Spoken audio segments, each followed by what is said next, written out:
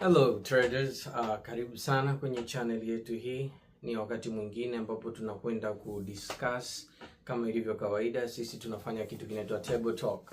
So what we do is tunakwenda kudiscuss kwa namna moja ama nyingine, namna ambavyo tunaweza kuchange career ya kwako kama trader. I know umekwisha kusoma strategy nyingi sana, umekwisha kusoma kwa watu wengi sana, umekwisha kufanya kila indicator iliyoko duniani, umeshanunua marobot, umefanya na kitu gani na kingine, na all the time and every time kila mtu anakuja anakuuzia strategy.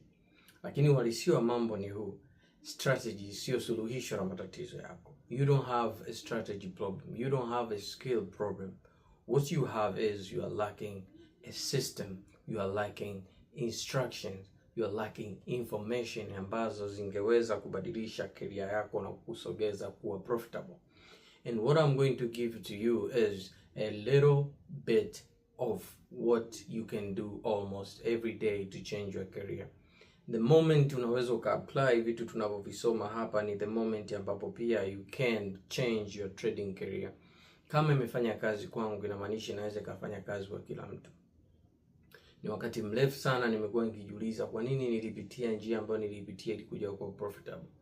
Lakini nikagundua kwamba ni kwa ajili ya mtu mmoja ambaye atakuwa amekaa sehemu jikoni, kuna mtu mwingine amekaa leo chumbani anajiuliza kwamba is this thing gonna work? Ni anajiuliza, do I need to pay another mentor? Kuna mtu mwingine mpaka sasa anatuma maneno ya matusi na maneno ya kukasirisha, anayatuma Instagram, anayatuma wapi, akilalamika kwa habari ya kwamba mentor amemwangusha, akilalamika ya kwamba mentor kwa namna moja ama nyingine amemtapeli na vitu kama hivyo. Lakini I'm telling you the truth, trader yoyote ambaye inatakiwa aweze kufanikiwa lazima aweze kujua mambo haya makubwa matatu. Cha kwanza, trader inabidi ajijue yeye binafsi. Mjue trader wewe ni nani na madhaifu yako. Lazima trader uwe self aware. Lakini trader kingine ambacho anatakiwa awe nacho trader lazima awe na system. Lakini hivi vitu vyote haviwezi kuwezekana isipokuwa trader atakuwa na kitu kingine cha tatu ambacho hatujawahi kukiongelea, ambacho kinaitwa accountability. Yaani wewe ukishaona inafika stage wewe unaingia Instagram au unaingia magrupu ya Telegram, unakazana kusema mentor fulani alikutapeli, mentor fulani alikutapeli, mentor alikwambia ufanye hiki na hiki, akikutokea moja kwa moja inaonyesha kwamba wewe unazidi kufanya njia yako ya matokeo iwe mbaya na iwe ndefu. Kwa nini? Kwa sababu hutaki kuwa accountable. Na you have to learn the skill of being accountable as a trader, kwa sababu kuwa accountable kuna maana nyingi. So accountability ni kitu fulani cha ajabu sana, kwa sababu mimi sio kwamba nilikuwa siwezi kuwin, nilikuwa na win sana kama vile intermediate yote anavyo win, lakini ilikuwa ni jambo moja: loss zilikuwa zina uwezo wa kunichukua muda mrefu sana kujisamehe mwenyewe. Yani kujisamehe, like ninakuwa ninalaumu vitu vingi sana, like I'm not accountable. Why I'm not accountable? First of all ni kwa sababu hata sijui what I should be accountable for. Kwa nini? Kwa sababu hakuna system. So wewe losi kwako inatafsiriwa nini? Losi inatafsirika kama kufeli. Losi inatafsirika kana kwamba wewe ni mjinga. Losi ni kujilaumu. Well, hii kitu inatokana na mindset kama tulivyo discuss. Lakini trader anashindwa kuwa accountable. Anataka mlaumu mtu mwingine. Like, jamaa alituambia tufanye hivi na hivi, lakini kila tukifanya nani, the moment unashindwa kujua kwamba okay, mimi ndo nilizingua kumtafuta huyu mentor, mimi ndo nilikosea kufanya hivi na hivi, kwani huyu mentor mimi nilimpataje? Wewe unashusha blame yako kwamba yeye ndo alijitangaza. Dude, that way huwezi kuwa profitable. Unazidi kupoteza muda. Kwa nini? Kwa sababu una shift the blame to somebody ambaye hawezi kuclick. Wewe lazima ujue kitu kimoja, kama trader wewe ndiye ambaye una click button ya sell au ya buy. yani nikwambie wazi kabisa, you have to know kama intermediate, ujue hata ukinunua signal, hata mtu wa signal awe profitable vipi, wewe unaweza ukashindwa kuwa profitable. Why? Kwa sababu mwisho wa siku wewe ndo unaye click. So you have to know the truth and accept the truth, kwamba wewe ndo ulikuwa responsible kwenye kumtafuta mentor, wewe ndo umezingua, and you have to take the accountability kwamba mshikaji, ni kweli nitapeli, lakini mimi ilikuwaje sikusoma mchezo? Kwa sababu the same thing ambayo unaitumia kutafuta mentor ndo the same mindset ambayo pia inatumika kutafuta fursa sokoni. Kwamba kwa nini ile manipulation ilikuchukua na wewe ukadanganyika? Kama unaendelea kuilaumu manipulation, inaweza kaja trade iko tayari kuondoka, uichukui. Kwa nini? Kwa sababu umefocus more kwenye ile manipulation badala ya ufocus na kumove on na kujua kwamba okay, mimi hapa nilitafsiri vibaya. The thing ambayo nitakiwa nijue ni kwamba okay, hapa hii ilikuwa ni consolidation, hii ilitakiwa manipulation. Okay, now tuko kwenye distribution, so hii pullback itakuwa ndo pullback ya ukweli. As a trader you have to be responsible. Lazima uwe accountable na mambo yako mwenyewe. You can't keep blaming other people. You can't keep shifting the blame to any other people. Or the blame unaishift broker, leo kulikuwa na wanahitaji slippage kubwa kinoma. As a trader, unapojiandaa, unapochagua broker, you have to know the info kwamba broker wangu wakati wa news kunakuwa na slippage, after muda fulani anapungua, huo muda anaweza nikaingia. The thing is, you think kwamba wewe huna tatizo bali broker ana tatizo. Mimi nikikuuliza kwamba je, ni mara ngapi ambapo news inaondoka na hiyo news huaga hairudi kulitrace? Nenda sasa, ndio hii kitu tunakiita kwenye system, kuna kitu kinaitwa data. Ukienda kwenye system yako, angalia ni how many times news ikiondoka huaga ina retrace either nusu ama nini. Kwa nini usirudi kutrade kwenye nusu? Lakini unajikuta wewe nia yako ni unataka utrade ile thrill ya market kumove faster. Dude, hii sio shule kwamba kuna max unapewa. Hii ni biashara brother. So you have to approach it as a business. Na business hainaga uzuri. Yani ndio unatakiwa kupamba vitu as a process, but you must have a system ambayo ina make money. Sio inayo make screenshots. Na system inabebwa na data. Na leo kitu ambacho tutakwenda kukibezi sana ni hiki. Data. Kwa nini trader mara nyingi anaambiwa journal? Lakini kujournal inakuwa ni tatizo kubwa sana. Katika vitu vigumu na vitu ambavyo matrader ni wabishi kufanya ni journaling. Why? Because they think journaling is something, maybe ni jambo fulani linalotisha, ni jambo fulani la ajabu, ni kama vile kujaza Excel. No. Mzee, ukweli ambao ni kwamba mali bila daftari hupotea bila habari. It doesn't matter what you do. Lazima kuwe na mtu anayefanya documentation. Lazima documentation iwe muhimu kwa sababu I don't know, but let me tell you this. The one thing kwenye hii planet ambacho hakidanganyi, yani ukimtoa Mungu, yani kitu ambacho Mungu alikiweka kwenye hii dunia ambacho hakiwezi kudanganya, kinaitwa numbers. Numbers never lie. If you can't measure something, you can't prove it's there. Yani kitu chochote duniani lazima kiweze kuwa analyzed, kikawa measured. Kama hakiko measured, it remains a the theory. Yani ni mawazo, ni matumaini, ni matarajio. Lakini if you have the numbers, you have the concrete. Numbers never lie. So mtu anaweza, ndio maana wanasemaje, lazima ukitaka utafute mentor, sio rahisi kumuomba mentor una winlet ya ngapi, lakini you can start the numbers na kujua kwamba huyu jamaa kwa namba anazozifanya au kwa namna anavyofanya hiki kitu kiko sawa, hiki kitu kiko sawa, kile kitu fulani kiko sawa. You can start the numbers. Numbers also shows pattern. Matrader wanajua kitu kinaitwa Fibonacci.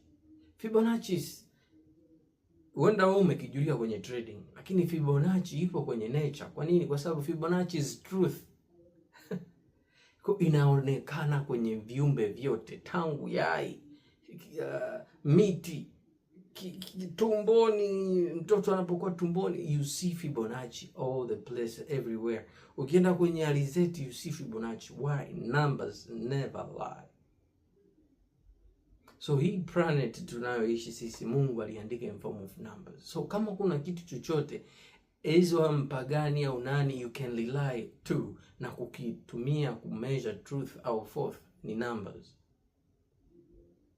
So uwezi ukatoboa kama you don't have numbers, you don't have data. Imagine, yani wahenga ambao walikuwa hata sidhani wanafanya biashara walisema mali bila daftari. Mwingine anaweza akatafsiri akasema anamaanisha shule, whatever, lakini walichomaanisha kwamba you have to document stuff so that you can be able to measure. You have to be able to measure. Imagine maisha yangekuwa ni kwamba tu kila mtu anaenda, there is no way unaweza kujipima kama kwenye maisha you are progressing or you are not progressing. Why? Kwa sababu hakuna namba. Yani hamna umri unaoanza, hamna umri mkubwa, just like we are living. Lakini ukifika 10 years old, we can measure kwamba are you looking like 10 years old. Kuna kitu kinaitwa milestones, motor skills. Like tunategemea mtoto akifikisha miezi fulani awe na motor skills. And how do we know kwamba mtoto akifikisha muda awe na motor skills? What? Numbers of the of muda aliyopo huyu mtoto duniani. So numbers are very very super important. Sasa intermediate trader hataki kujiona, and I think kuna misconception kuhusu kujiona, kwa sababu watu wengine wanaamini kujiona ni Excel. Like imagine hii ni journal ya mtu, anaandika hapa entry, anaandika exit anaandika entry price, exit price.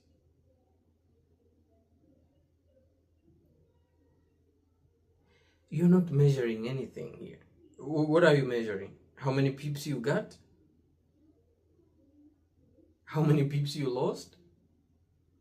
I mean, this is important. But kama intermediate, what are you measuring? Una measure number of entries? No. Lazima umeasure kitu fulani. Mimi ningeshauri kama unaandika, especially kama intermediate, the most important thing you have to do is to test your edge. So your edge lazima uweze hapa kuwa na numbers zinazoonyesha kwamba logic ya kuingia. Sasa logic isije ikawa ni ndefu sana, ni maelezo. Sasa hiyo ni description kwenye entry ambao ni muhimu sana ukaingia. Description, yani logic na description ndio vitu vya muhimu sana kwa intermediate anapokuwa na journal. So you don't have to take care na hivi vitu exit entry na nini, kwa sababu hivi you can get them ukaviprint tu kutoka kwa blocker. You get me? Lakini logic na description ni vitu vya muhimu sana. And uzuri wa hivi vitu, you don't have to have the certain only one way of doing it. For example, mimi naandika kwenye PDF. Naandika kwenye karatasi nyeupe. Lakini pia niko na hii kitu niko nayo hapa. Hii tablet naandika sana. Lakini pia niko na Notion. I write description, what I saw, what made me enter into that trade. Na copy paste kwenye Notion, naweka. Let me show you a little bit my Notion kama itakuwa hapa, kama haitakuwa mbaya. Hii ni Notion. Entry logic yangu, little by little. Kila kitu kiko hapa kwenye hii hapa. Ninaandika, niliona nini, kabla ya hapo nini kikaendelea kutokea. As we can see here, unaona? Ninaandika kwamba okay, ninaona hiki kitu. Baadaye nikaona hivi kwenye lower time frame. Nikaingia hapa. Why did I enter there? Everything was saying, ninaiandika na kuonyesha kwamba hiyo logic, what was happening, what was going on. So as an intermediate trader, the most important thing kwenye journal yako. Sasa journal usi complicate, dude. Don't complicate. You have to know why you have to have a journal. You have a journal so that you can measure progress. You can document the process. Kwa sababu unapoambiwa kwamba siko consistent, inamaanisha nini? Inamaanisha kwamba your process is not consistent. Kwa sababu huwezi ukawa na consistent result kama hauna consistent process. Sasa hapo utasikia maneno discipline na utasikia maneno fulani, but remember, nikwambie kitu kimoja brother. Yaani wewe ukijua kitu kimoja, yani asikuje kudanganya mtu yeyote. Wewe ukawa convinced kabisa moyoni mwako ukawa convinced enough ya kwamba kitu fulani kiko hivi. Bro, it's easy to do something. Very easy to do something ukiwa una data. Because it works. So all you do is just... Kuna msemo mmoja ambao anausemaga, aliandika hii message, aliandika brother wangu mmoja anaitwa Pipstone. Nitaiweka kwenye PDF ambayo nitaishare baada ya wiki kadhaa kutoka leo. Kuna video nitaitengeneza, nitaweka kwenye hiyo PDF. What goes on ni kwamba it's very easy to hack your mind kama umechange meaning. Like, it's very easy to be disciplined, and hapo you know what you want, and if what you want is unaipata kwa namna fulani. Yani kama ubongo wako ukijua kwamba ili wewe uweze kusurvive unahitaji kufanya kitu fulani, ni rahisi sana ubongo ukafanya kile kitu. Kuna efforts na kuna vitu vya kufanya ambavyo vitaongelewa kwa wakati mwingine kwa habari ya namna ambavyo you can protect yourself kwa kutumia systems. Lakini hizi systems zinakuwa strong kwa sababu you have data. So kudocument process kwa ajili ya kumeasure progress na kudocument hii process. Remember, intermediate trader mara nyingi ana tatizo moja tunalitaje. Ana tatizo la kuhama strategy.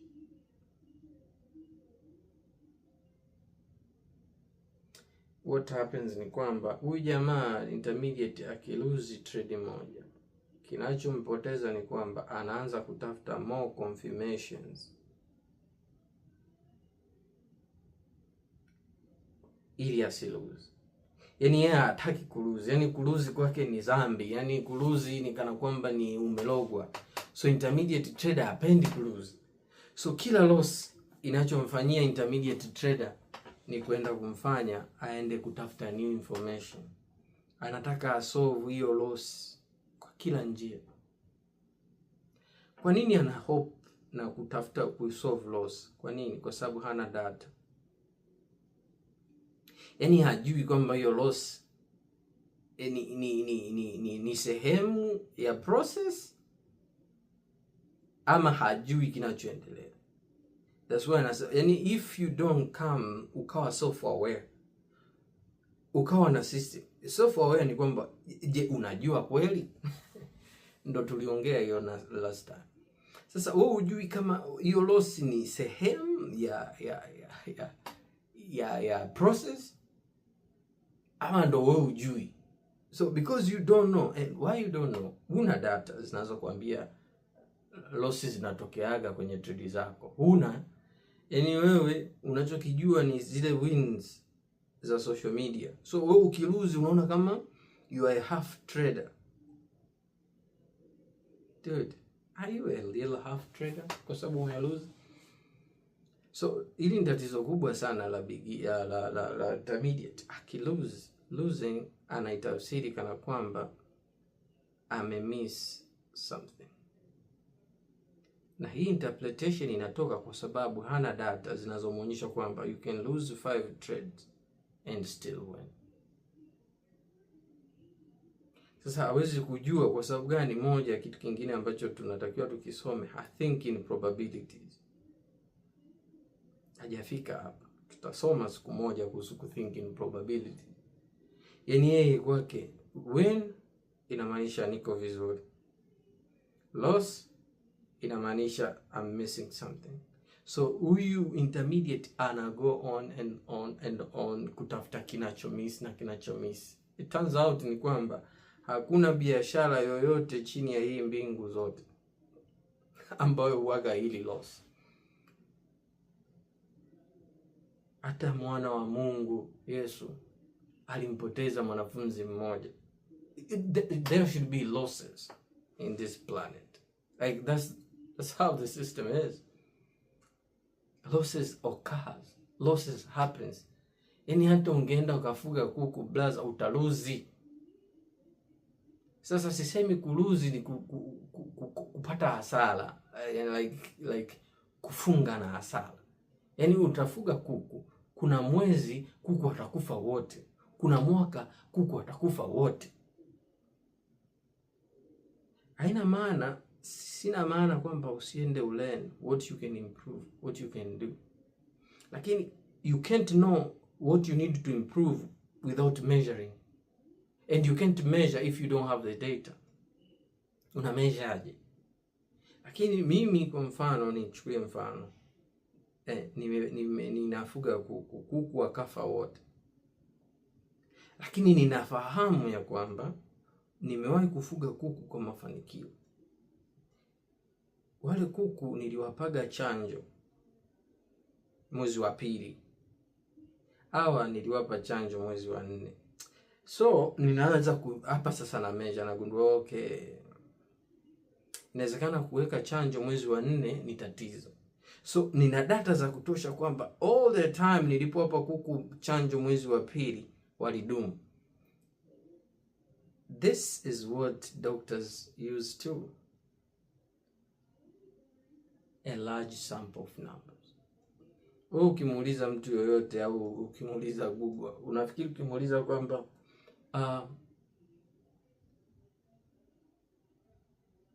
wanawake wana maziwa mangapi? Atasema wanayo 2. Kwa nini? Kwa sababu data zimesema wanayo 2. Lakini wapo ambao hawana, but it doesn't navigate that is not the truth.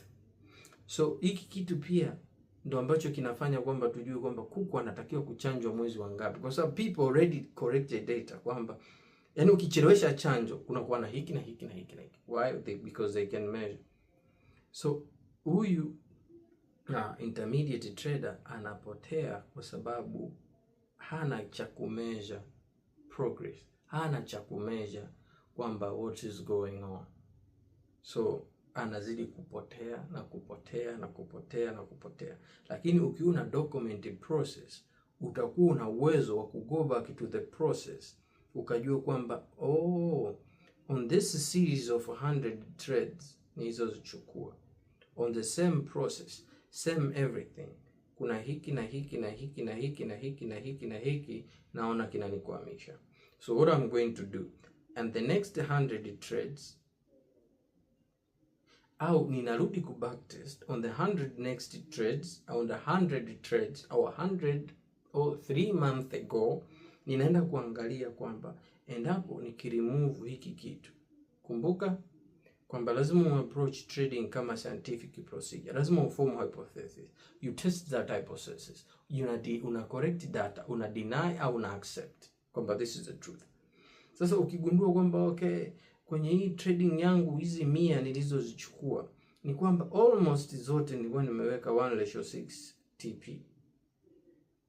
Lakini it seems kwamba nikiongeza nikifanya 1:10 is possible, kwa sababu katika series za trade 100 niliruzi trade 60. Nilizo win zote nilikuwa nimewin 1:6. Na zote nilizo win nikiongeza nagundua kwamba katika nilizo win nikiweka 1:10 katika zile nilizo win 40, 30 zinaenda 1:10. Oh, so I can improve more I can improve my risk to reward ratio because tayari data zina support kwamba kwenye zile trade 40 nilizowin 30 zilienda 1:10. That is 4 RR ninaziacha sokoni. Dang, I should do this. You go and you test the processes, unaangalia. Kwa sababu gani? Umedocument process.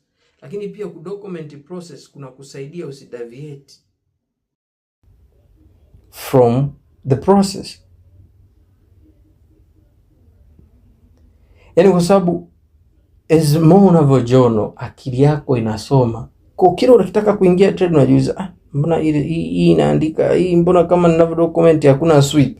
The more unavyoandika the brain inakwambia, mbona hapa nimeandika lakini kwenye hii trade nimesema there is no sweep.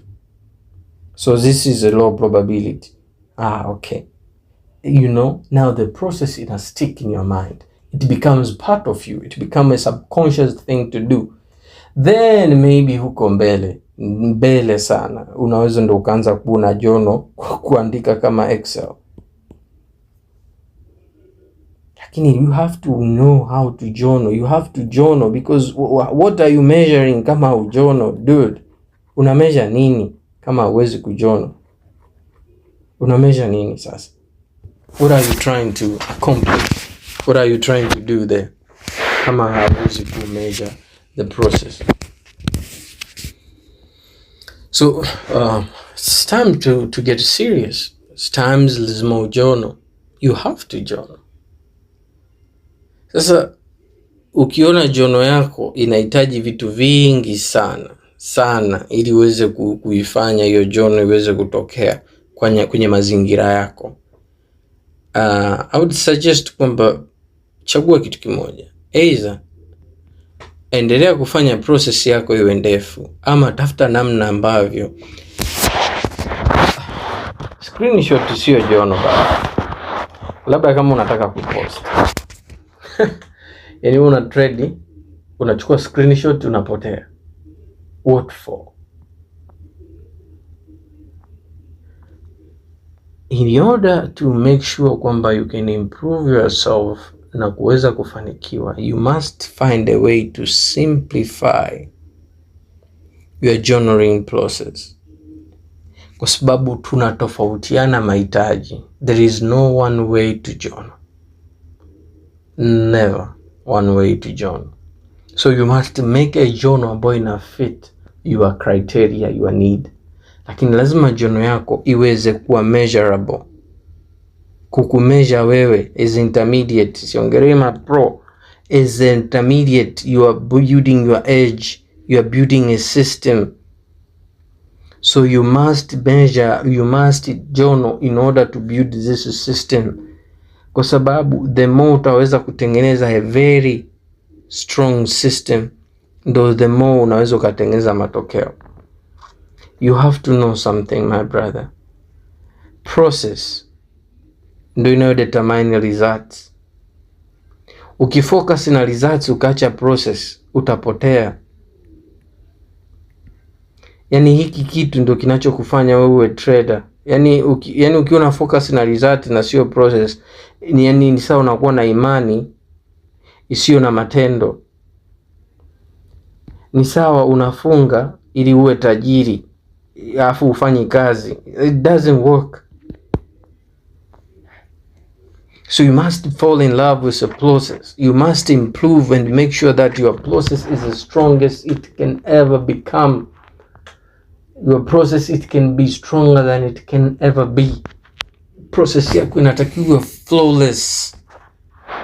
Kiasi kwamba you don't think, it becomes part of you. Kama umeangalia ile movie moja inaitwa movie ya nani jamaa, The Day of the Jackal. Blow pressure ziko kibao, watu wanapiga kelele, jamaa ameshika bunduki yake hivi anasubiria jamaa atoe kichwa tu. Na anapotoa kichwa jamaa anzi kufikiria kwa sababu inakuaje. Yaani inatoka naye. Why? Jamaa anajua, mimi najua. Sio kwamba alikuwa hajawahi kumiss, amemiss kinoma. Hata wewe umeona movie amemiss, lakini anajua kwamba mimi nikipiga nitampata. Sijui ipi itakayompata, lakini najua nikitulia, nikifollow the breathing rhythm, nikafollow the standing rhythm, nikafollow kushikilia bunduki inavyotakiwa kushikilia bunduki, I will get him. And that's what you need to do as a trader. Follow the system. Waislamu wa Kristo wanaamini kwamba nikiomba Mungu atanipa. Brother wanafiwa, lakini kesho wanaenda wanaomba. Why? Wanaamini nikiomba Mungu ananijibu. Sijui atanijibu lini, lakini atanijibu. So I pray because that's the system.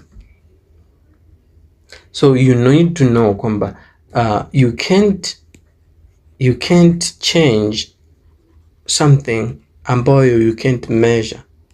What are you changing? What are you changing?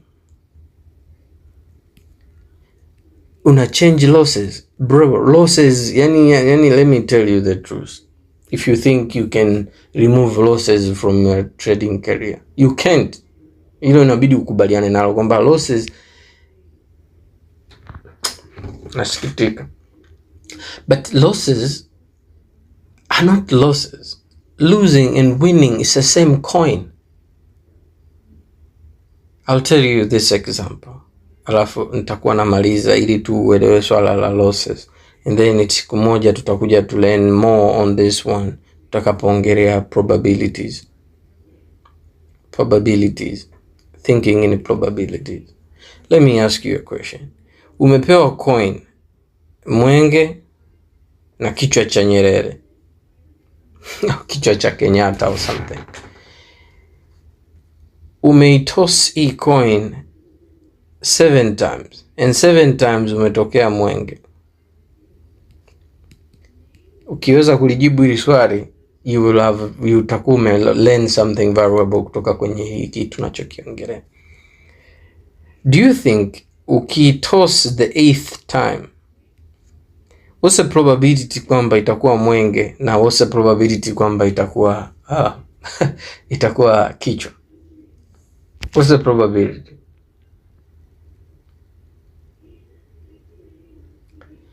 Regardless of the sequence, the probability of mwenge and the probability of kichwa remains 50-50. The probability doesn't change. Hii itakusaidia hata siku ukichoma account, lakini ukaichoma account kwa kufollow process. It doesn't mean umekosea sana. It doesn't mean umepotea. Consider umefollow process. Kwa sababu you don't know the sequence of when you're gonna be losing. That's why system makini ina consider the worst case scenario ikuache bado mchezoni. Hii ndio kitu inaitwa risk management. Atu manage risk kwa sababu tu hatuamini tutawin. Tuna manage risk ili kwamba hizi probabilities ambazo zinatokea random, hatujui sequence ipi itakayotokea. In the worst case scenario, you still survive. Sasa ndo maana hata ukiwini trade 7 mfululizo, probability ya kwamba utaluzi trade inayofuata inategemeana na system yako.